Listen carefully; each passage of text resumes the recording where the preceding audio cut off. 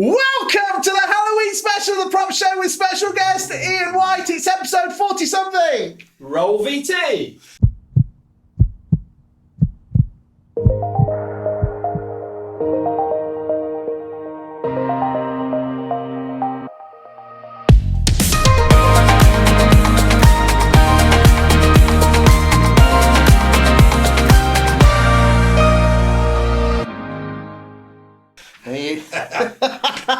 There you go. I tell you what, it's a bit spooky here, boys. Okay, so we've got our famous guest here, Mr. Iain White.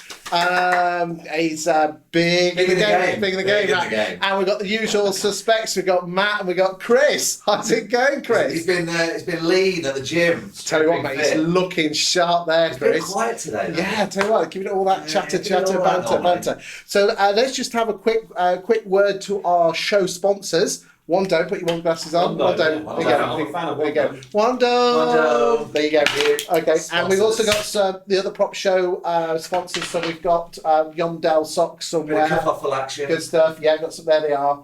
Have you got some Yumdale socks? I have. There yes, you go. I've been to Australia. Who hasn't? There you go. Andy. Got a suitcase full of them. Right. Okay. So this week's got Iain White, big in the game, Matt. Big in the What game. have you been talking to Iain about today? We've been talking about Rightmove's relationship with the industry. We've been talking about millennials. In fact, we're going to talk about a little bit of this now.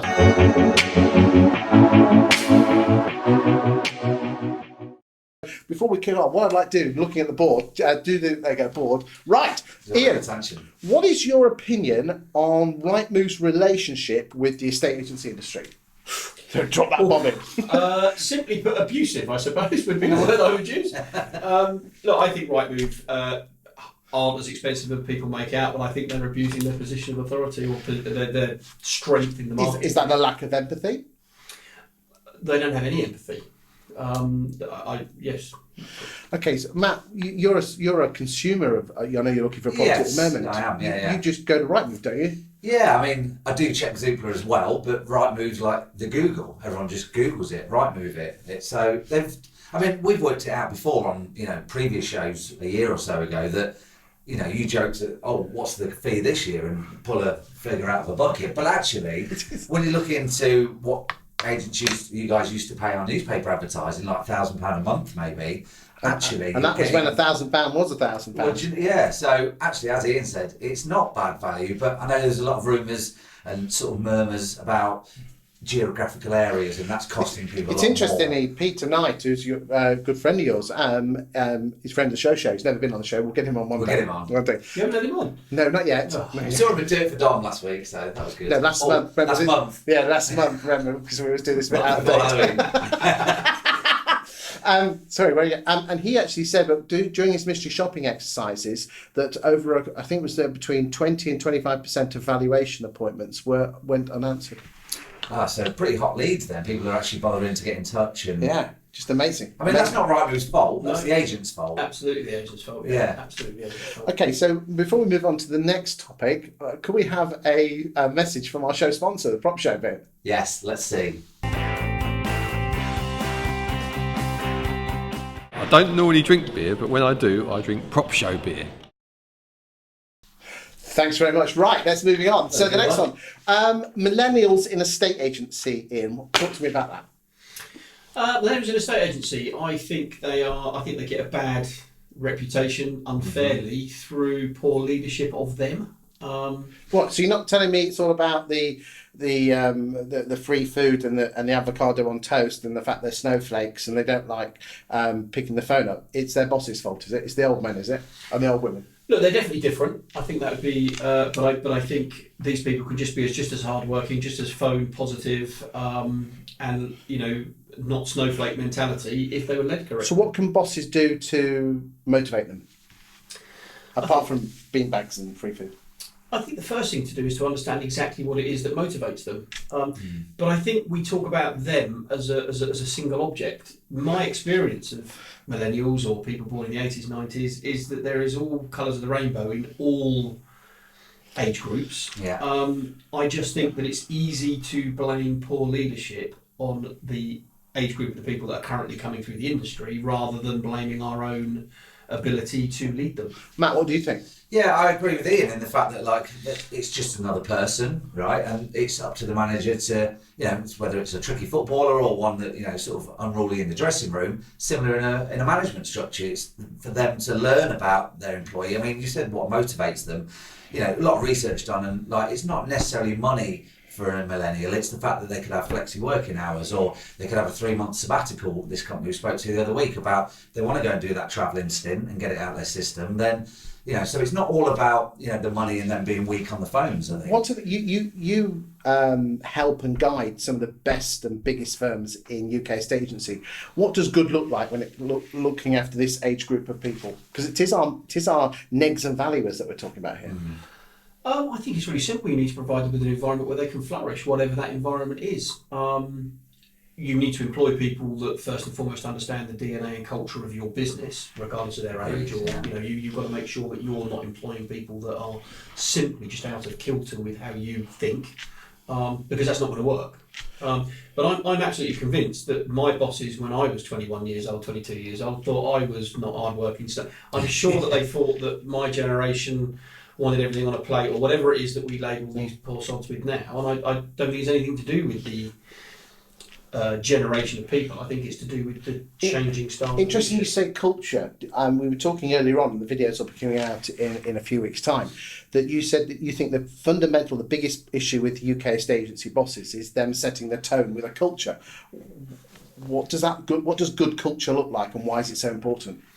Good culture can be any culture as long as it's aligned from top to bottom. So, and what I mean by that is that whether you are the oldest, been there for 25 years, or the person who joined today, you know what the principle of that business is, what its mantra is, what its DNA is, so that you have an aligned business, and most importantly, that your pay and reward is directed to rewarding those behaviours and attitudes and responses. So interesting. I think there are successful snowflakes, if you want to keep calling them that do work hard and do put the hours in. So it's a bit unfair to tarnish him with that. What does Chris think? Chris is a millennial, which he doesn't like because he's just in that age bracket by a year or so. Maybe we should ask him. It's quite spooky he's here. He's quite spooky he's Chris, here. What do you think? Well, that's great. He's not here. Must be ill. Right, okay. What I'd like to do is give Ian his 2 prizes, gifts even, Indeed. Which are not tax deductible, so that's even better. Play fanfare. Okay, so PropShow beer, which is made with the finest ale. In fact, you've got to admit, you've been around a bit. You've been to all the shows. There can't be much merch better than this, can there? I've never been given a personalised bottle of beer, no. No. And Matt, what's the other gift that we have for we have the T-shirts. This one I've already been given. Yes. Oh, look at that. Let's have a quick look. There you go. I see that you obviously measured me first, because this is a very large This is the 10 one. Okay, so basically wear that with pride, and if you've got the balls, take a photograph of it and do a hashtag, and you never know what you might not win. Okay, let's move on now to another note from our show sponsor.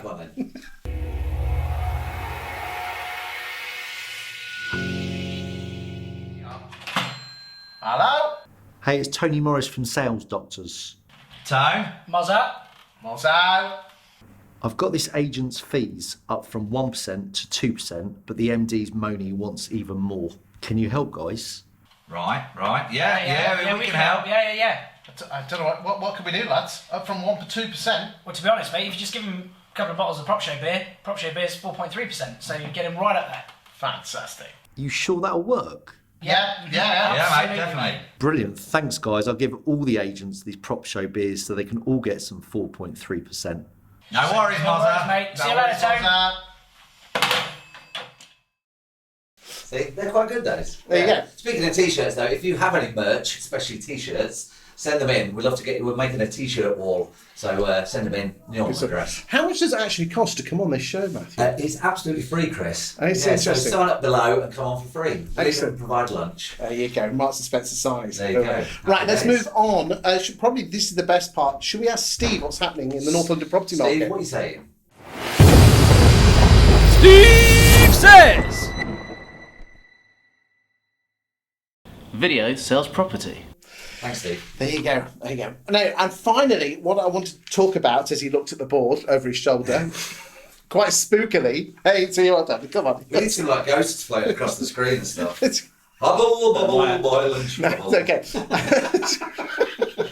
What is it with agents moaning all the time about their competitors? Why, or is it you ask me why they do it? Yeah. Normally to cover their own lack of ability to perform, I would imagine. Yeah, That's hurtful. Yeah, but I think it's probably. I mean, my experience is he who shouts loudest is probably the one with the biggest problem. And in any event, why focus on your competitor? I fail to understand your competitor. You cannot control your competitor's behaviour, so why bother? Okay, if they're overstepping the law and they need reporting to the relevant people, even then I've got to be honest with you, it's not something I would have done, but if it suits you, do it. But looking at their model and saying they charge too little, they charge too much, they spend too much on marketing, they spend too much with Rightmove, too little with Rightmove, they're on the wrong website. Nothing to do with you, it's their business. You focusing on their business will solve none of your problems. Well, that's what the argument was with the purple bricks thing. It's like, stop talking about them and just get on running your own business, because they're doing what they're doing, they're successful to a degree, and that's that. I don't think it's down for estate agents to determine good or bad businesses. That's the consumer's prerogative. Sure. Consumers will vote with their feet. If you've got a better business, you'll attract more customers. If you haven't, you won't. That's true. There you go. Well, there you go. Words. That's the end of the Halloween special. Ian, thank you very much. You've come down all the way from Wokingham, down south, okay, and he's going on to Leicester now.